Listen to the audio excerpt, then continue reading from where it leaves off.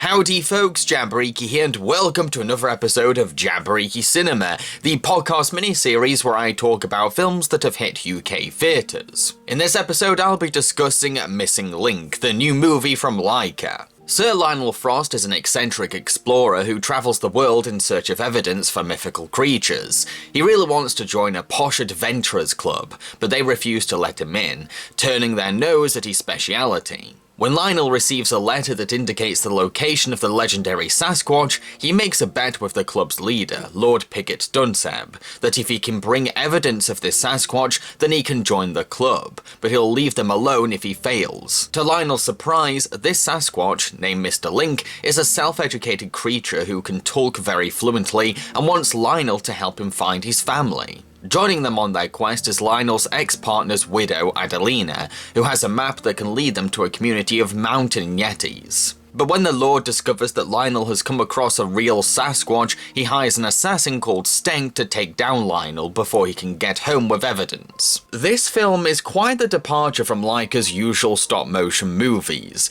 being more light-hearted than their trademark fare of gothic fairy tales and family-friendly horror. It's nice to see the studio branching out, proving that they're not limited to the macabre. It's just a shame that this step out of their comfort zone is a very run-of-the-mill movie. Missing Link isn't bad, it's not painful to watch or frustratingly annoying, but it is very standard stuff. I mean, if I was to best sum it up, all I could really say is that it's nice. Just nice. The adventure is decently paced with lots of action and different climates, but it's not as exciting as it could have been, with a lot of the journey skimming through each exotic location as Stenk sometimes pops in to attack our heroes, serving as the only major threat in the film until the finale. Lionel goes through an arc of becoming less selfish, struggling to care about others, not finding compassion an easy trait to develop. But it's all very predictable, as if the film is being obligated to hit each cliché of the redemption of a jerk plotline, making Lionel's eventual change of heart quite flat. It doesn't help that Lionel only feels empathy when Adelina demands that he gives a crap, not because he has decided to put himself in another's shoes out of his own conscience. This adds to how contrived the character journey feels. Yes, friends can be helpful voices when we go down dark paths, but we need to rely on ourselves to grow too. I was also confused why exactly Lionel wanted to join the Adventurers Club.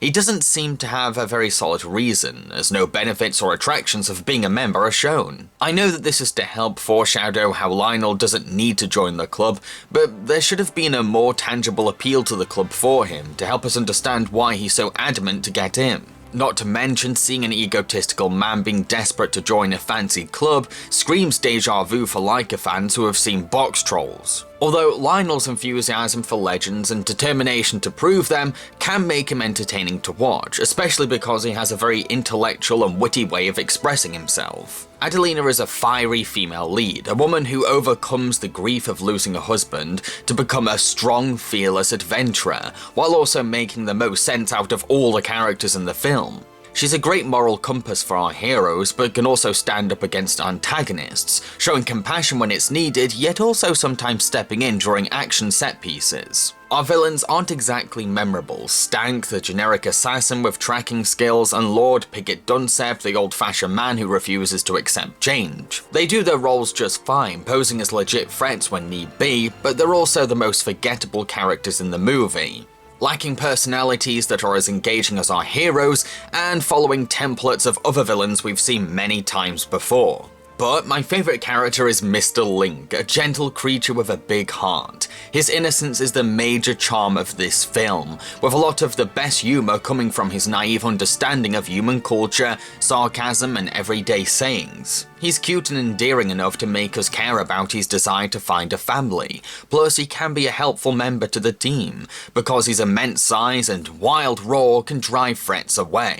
I also love how he decides to name himself after a woman called Susan who smiled at him once, regardless of her gender. That's adorable and another sign that Laika is ahead of the times compared to most animation studios. Of course, the biggest appeal of this movie, like any Laika production, is the animation. Even though the movie's story isn't anything special, this is compensated with stunning visuals, Laika once again wowing us with what the studio can do with stop motion using today's technology.